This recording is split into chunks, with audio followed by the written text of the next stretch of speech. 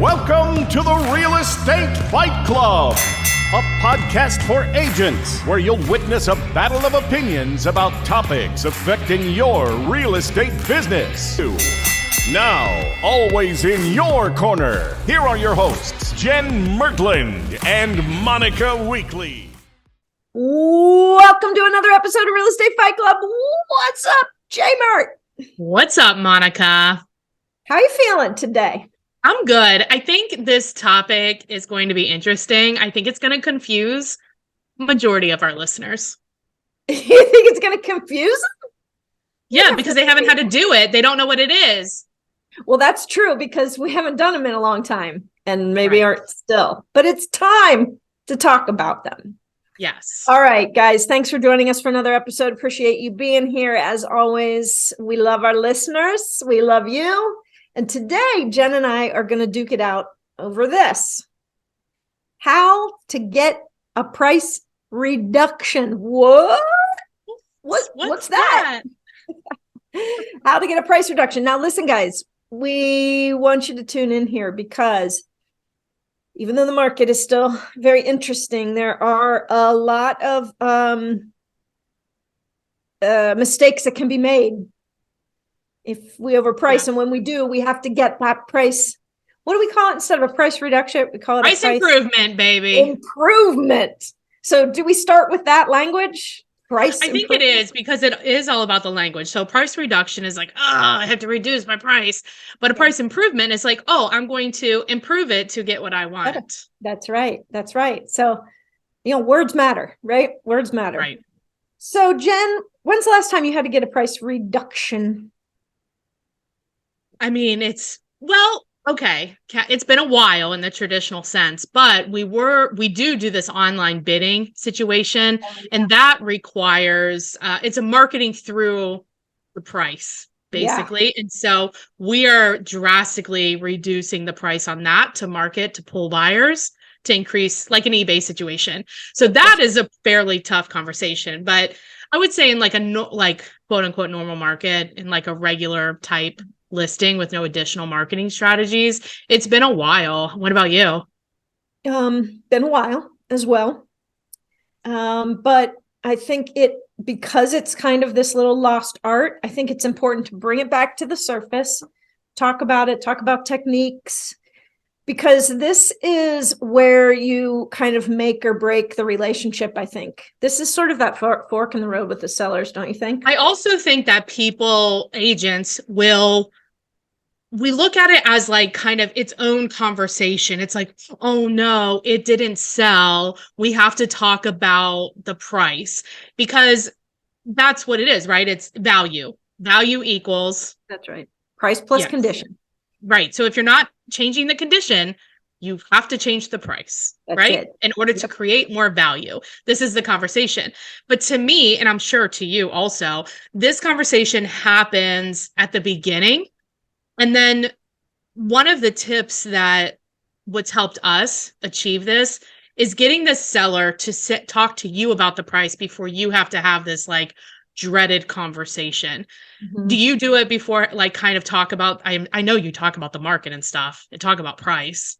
Yes, I do an entire expectation section of the the strategy meeting, the marketing strategy meeting, which is what I call listing appointment.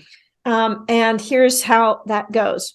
Now, Mr. and Mrs. Seller, one of three things is going to happen when we list your house. The first thing that can happen is that we can have a couple buyers through here. They like it. They write offers. We take the offer. We're done. Great. This is what we're hoping happens. Mm-hmm. The second thing that can happen is that we can get a bunch of showings and no offers. And I just want to have the discussion with you right now that is going to be a price subject. That's a pricing issue. Even if nobody mentions the price. Nobody mentions price. And you have to say this, guys. You have to. So you can have a bunch of showings, no offers. I'm sorry. Can I interrupt you really quickly? Yes. You kind of have to say that. And you also have to make sure that the feedback comes to you first so that you can really make sure that it says what they actually meant. Because oftentimes agents won't write what they meant. And what they mean is for the price, da da da da da, whatever they wrote. Right. So you have it come to you first. You write for the price, and then you keep what they wrote. You're changing the feedback. I'm gonna fight you on that. I am never doing that. Don't fight me on that. That is the truth. You can't do that. That's illegal. It's not illegal. It's also the truth. Carry on. It's always true. All right. The third thing that can happen is that we're not going to have any showings. Nobody's going to come, and that is going to be what that means is that we've been rejected online, and that happens because you've been rejected. I say the words rejected online, and that's because either the pictures are not demonstrating what the house is, or the price is not matching up with the pictures. Now, I'm going to take the picture question right off the table because I'm going to hire a professional photographer and I'm going to do exactly what we need to do there. So we will never have to ask, is it the pictures? And also, side note, we have thought about this too many times, but based on exactly what you said, that is why you should not take your own pictures. Otherwise, they're blaming that shit on you. That's 100% true. And you and I have never thought about that because that's one of the things we agree on. We thought about the pictures like 2 episodes ago. Professional photos. I mean, I would never take my own photos. Oh my God. Please, number one fan out there, find this. No. What I said was if you happen to be a photographer and an agent. Yeah. Same thing. Don't take them. I'm not a 99.9% of agents are not photographers. So I was saying the same thing. Even if you are a photographer, you should not take them because they are going to blame you and you are not the problem. Carry on. That is a different subject. I do not think agents should take their own freaking pictures. Okay. So the point is that, guys, if you're not getting the pricing conversation done during the listing consultation, then I think you're setting yourself up for failure. And I like how you positioned it with kind of like, here are the choices of what can happen, because you're exactly right? Even in any market, any of these 3 things can happen no matter what, right? So it's like, that also leads into a conversation about the market, which you always say is like, it's demonstrating your expertise as a real estate agent. Mm-hmm. Yes. Exactly. Yeah. I like it. Because what do you there's a fourth one that I say now, because I can say, hey, look, the other thing that can happen is we're going to get a ton of showings and a ton of offers, and they're going to be overpriced. And that does not mean we've underpriced it. That means we've priced it perfectly. Like, you got to give yourself credit for that. We're going to take advantage of the desperation. We're going to turn this amazing thing into a negative. And you're sitting there like, what just happened, people? It happened too fast. We got an offer on the first day. We priced it too low. You're like, would you like it to take longer? Right.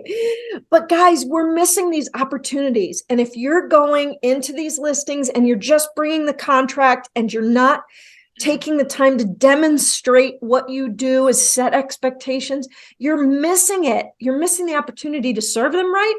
And you're missing the opportunity for the future referrals. Agreed.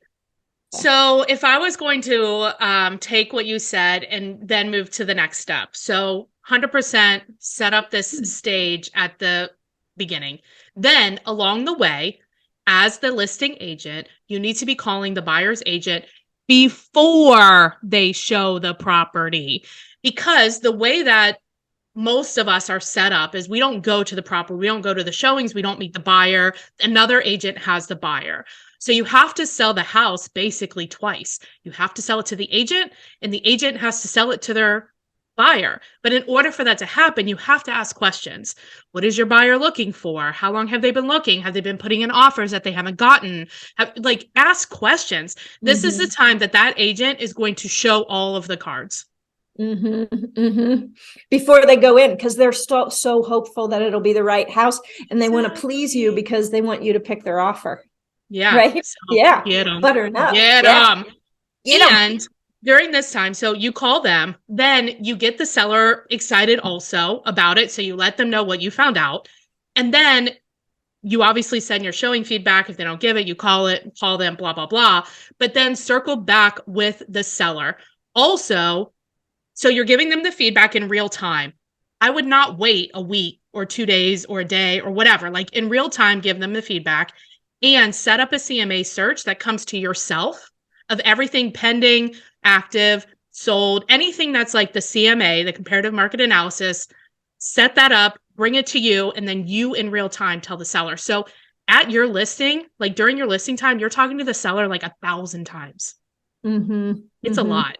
It's a lot. It's like 1,000 times probably a day. But what happens is if it doesn't sell, the conversation about price is, there's not even like a conversation. They will literally say, do you think we should reduce the price?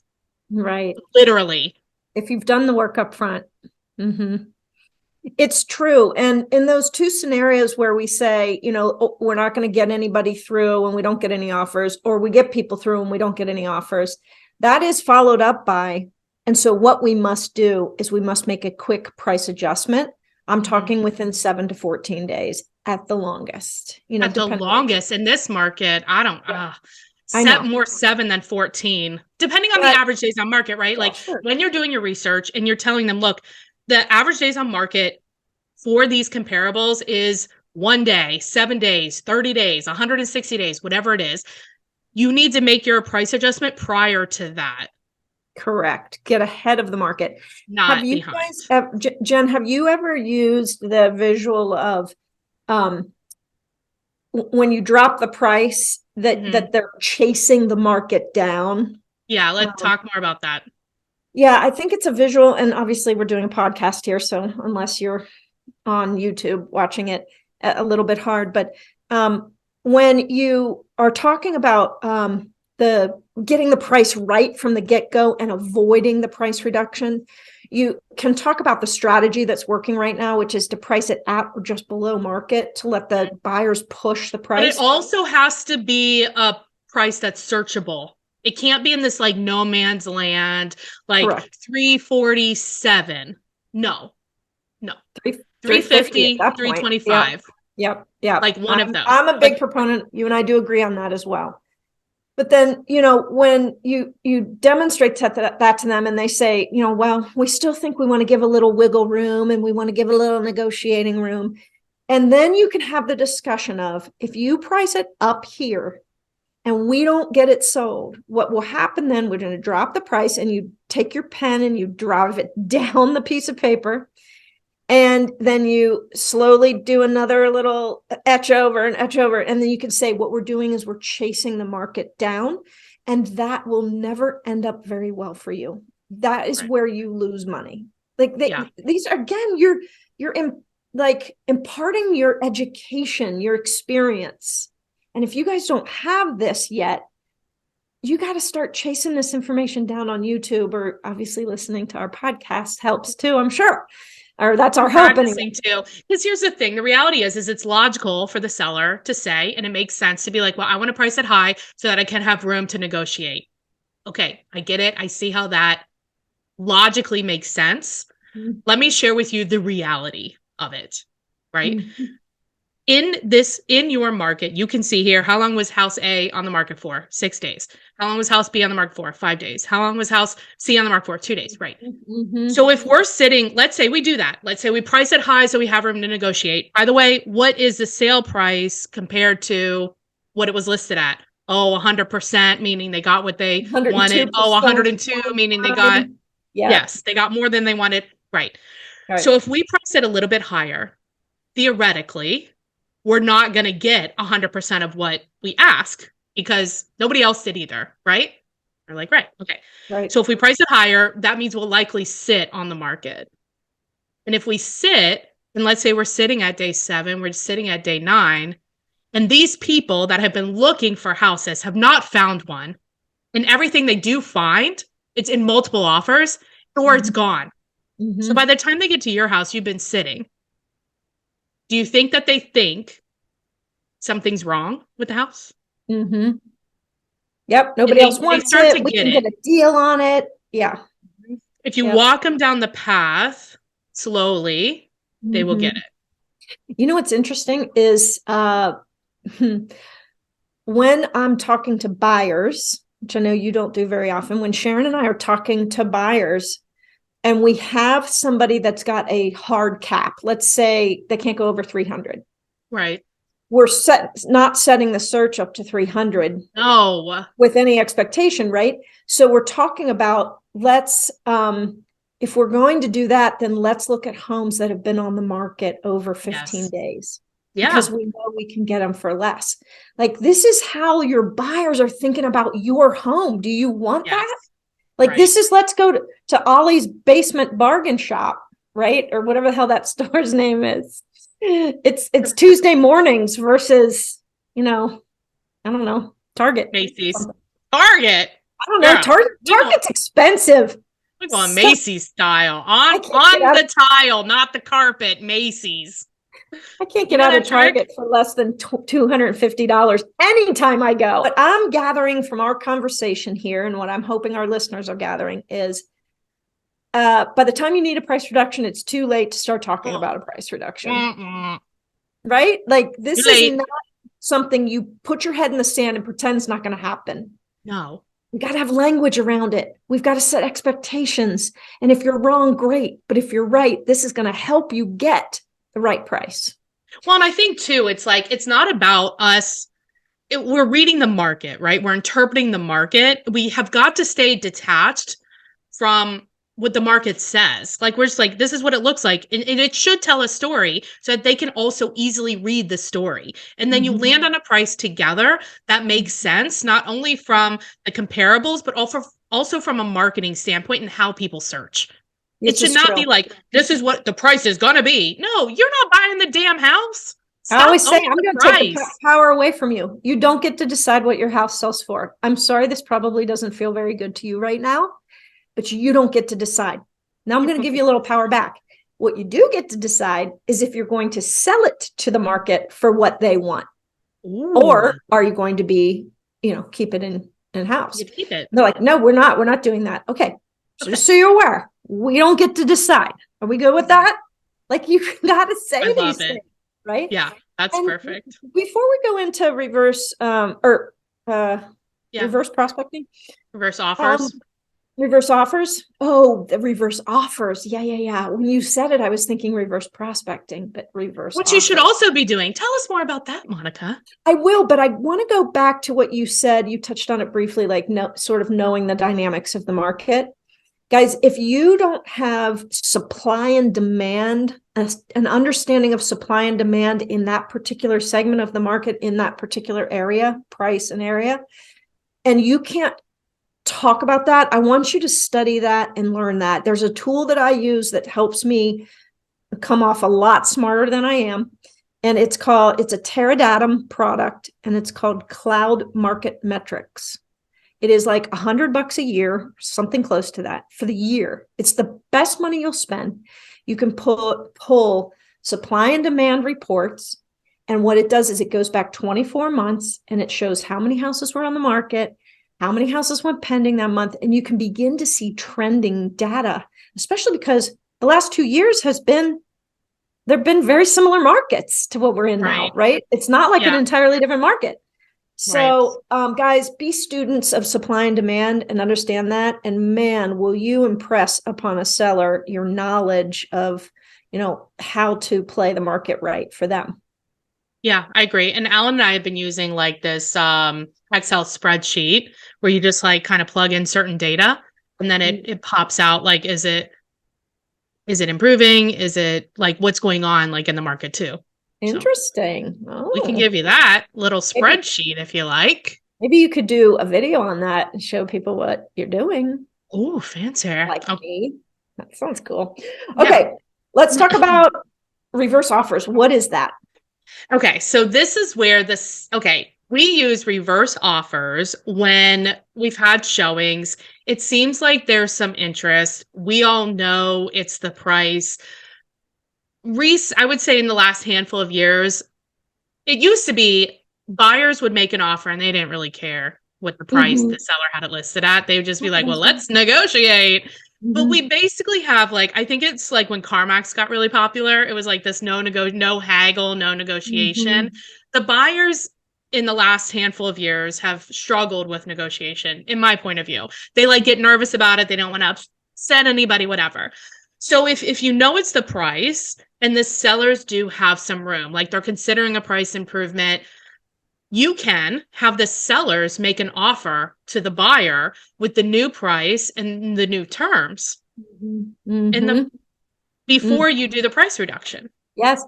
I have done that once, not once. I have done that a handful of times. Yeah. Do you draft it up? Yeah. You put it on paper? Yeah. That's interesting. I can't remember if I did or not. It's kind of weird, right? It's kind of weird because, and you have to like, but look, if it doesn't work, it doesn't matter. Okay. Right. Because if it works, terrific. Yeah. If it doesn't work, you've done something that nobody else has talked about. You've been proactive you work for your client, the seller. You've been proactive to get offers from these people. They're not making an offer. Now you can say, look, we did everything. We have got to now do something else, which is improve the price. But let me ask you, when you're improving the price, what is your threshold for like how much to go down? Well, I don't screw around. Do you ever go up? I don't screw around with that, but I also, one of my standards is not to overprice a house beyond, a certain percentage. I just won't take the listing. Right. So my answer might not be the same as yours or some others, because look, if 225 wasn't right, 219 isn't right either. Right. You know what I mean? I'm taking bigger jumps. I'm trying to, instead of the seller chasing the market down, I'm trying to leapfrog and catch it underneath and try to push it back up. Does that make sense? Yeah, agreed. And if you can get to that like right price, you then may have a couple of buyers to push it back up. Yeah. But if you keep, or if you don't leapfrog it, you won't ever get the chance. That's right. I mean, in that example, if you're at 225 and your sellers want 219 and you really think it's down in the low twos, like the smart move is to put it at 2 and push it back up to 210, which you would have probably never have gotten if you just kept dropping down. Right. The other thing, this is kind of not, it's not about price reductions, but we should do one on like negotiation strategies. Yeah, that would be a good one. Mm-hmm. Yeah, because we probably have different approaches to that, you and I. I'm definitely meaner than you, I think. I'm quite sure. I like it. All right. So, any final thoughts on? Okay. So we're clear on the fact that the price analysis and negotiation with your seller is done ahead of the listing. Yeah. We're clear on that, right, everybody? Yeah. We're also clear, if you find yourself in a point of doing a price reduction, that you must come with data, an understanding of supply and demand, facts. You can't just say, I think it's time for a price reduction. Like, that's why sellers freaking hate us. Right. That's the dumbest. It's dumb. That's not the argument. You can say that, but then you got to support it with some sort of data and facts. And you need to understand the market. Get in some of these other houses so that you know, like, hey, that house that sold for the same as we're asking, had a finished basement that was 10x yours and also had an extra acre and it didn't smell like smoke. Right? So, I mean, yeah, we'll take them to it too during the listing consultation. Mm-hmm. I've done that plenty of times. Like, let's go look at the neighbor's house. Yes, that's a good one. Because then they know for real if they've never been in it. And then if you want that that supply and demand, well, it's really more of like a market analysis. If you want that market analysis spreadsheet, just do text market to 513-400-1691, and I'll send you a copy of that so you can use that. Nice. All right. I guess that's all. I hope you guys enjoyed this episode. If you want to share this with your friends, we love that. And don't forget to track us down on all of the different social media places. Jen and I are everywhere. We're everywhere. You can't miss us. It's just freaking everywhere. I mean, every time I watch some of our reels and Sharon's like, what's that? I'm like, it's just Jen and I. I'm just laughing. She's like, what are you laughing at? Jen and I. They're pretty funny. And if you are an agent and you want to find out how to partner with us so you can level up your business and your life, give me a call or a text at 513-400-1691. All right. Thanks, Monica. All right. See you next time. Bye.